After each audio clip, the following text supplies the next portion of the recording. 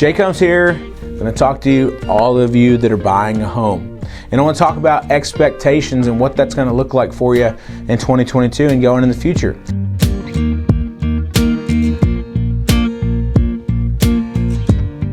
My philosophy, it's been this way ever since I ever started real estate, is if you can find 4 out of your top 5, that's the house you need to get. However, we're in a very competitive market and a lot of buyers like to go and tour as many homes as they can. You got to stop doing that. It's not good for you. It's not good for the homeowner. It's not good for the sellers. It's not good for the real estate agent, right? It's not good for anyone. You need to ultimately pick the 4 to 5 homes that you absolutely love and hone in on those. Well, now, Jay, why would you say that?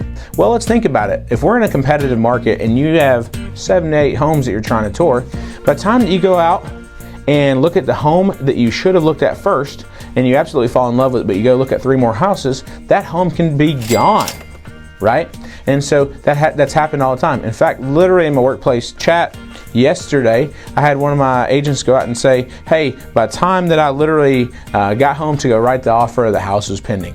And so I'm just telling you this to give you a precaution of what's going on in the real estate market. Another thing that we're seeing is obviously home prices have risen, right?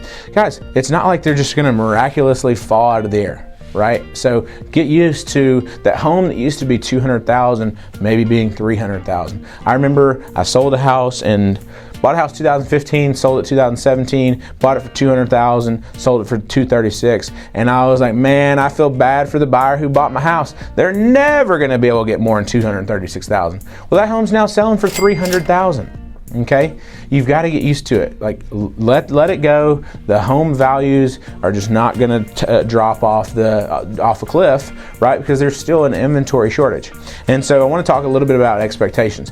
Now that you know that, now that you've got that little crystal ball that says, hey, values went like this, they're not going to go like that. If anything, they're going to go like this, and they may take a little dip and stabilize and correct themselves, right? Then the reason is we have people from all over the world that are migrating to, the southern states. In fact, 75% of the United States population in the last decade have moved to the Sun Belt states, right? So the southern states of America. And so if you live in the southern states of America, your home values have gone up. And so that's something you just got to be cognizant of. Unless you live in a very rural place, if you're living anywhere where there's metro, you're going to have that type of situation. So now that we've got that out of the way, let's talk about the expectations and let's talk about what it looks like for you, right? Just because that dream house may be out of budget doesn't mean that you can't go out and find a really good home. You just got to go out and set clear expectations for yourself and be realistic. And so what may you compromise on, right? So a lot of people, they're looking for size, how many bedrooms, location, right? Price. And then they may, after you get through those and you have your amenities, maybe you have things in the house. Let's say you buy a house that, fixed up may cost you $500,000, but you can get one that's maybe needs some work for $425,000. Right? That $500,000 house may go into multiple offer to $550,000, where you buy that other house that's maybe not as nice, maybe it doesn't have the kitchen that you love, maybe it doesn't have those really nice quartz, countertops and, the all white showers, right? Maybe it doesn't have that. Good thing is you can fix that, guys. You can literally go out and adjust that. You can rip out the bathroom and you can do that over time. I know it's not fun. I know it's not easy, but that is something that you really need to consider if you're going to make a sound decision in our market, because the prices are what they are now. I hate it as well. Everyone else hates it. We all wish that we could go back to 2016 and buy all these houses for, now what we consider dirt cheap, but we were complaining back then too. 2016, 2017, all the houses are overpriced. Definitely 2018, 2019, we're like, oh, they're overpriced. 2020, they're overpriced. 2021, oh my God, these things are overpriced. Now 2022, what are we saying? That's right, it's overpriced. So what is it gonna look like in 2 years? It's still gonna be overpriced to our consideration of what we thought was overpriced back in 2015. Think about what your grandparents would say about buying a house today. Now back in my day, son, right? Yeah, you'd hear that too.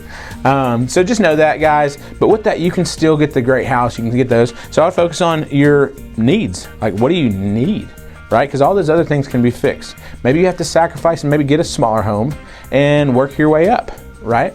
So those are things, little tips that I would recommend to my clients.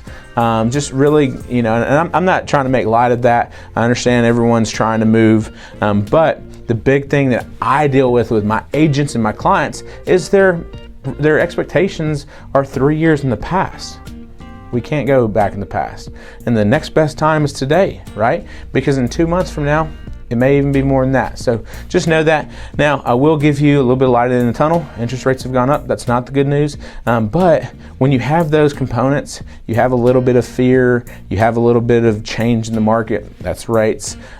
Typically, things are going to stabilize because of uncertainty in the market, right? So for all of you guys that have been squeezing, hurting, waiting, maybe even waiting a year, I think there's some optimistic news for you in the next, 6 months. From what the experts are saying, you're going to see longer days on market, which means that you'll have the ability to maybe negotiate a little bit more than you would in the past. So anyways, have realistic expectations. I know it's the hardest thing. I have unrealistic expectations every single day, so I'm guilty of it just like you. But just know we all have to make the best of what we're given today. So anyway, stay tuned to the next video, guys. We'll talk about some cool stuff. Maybe you'll catch the video on why everyone's moving to the great state of Tennessee. Stay tuned, guys. Till the next video.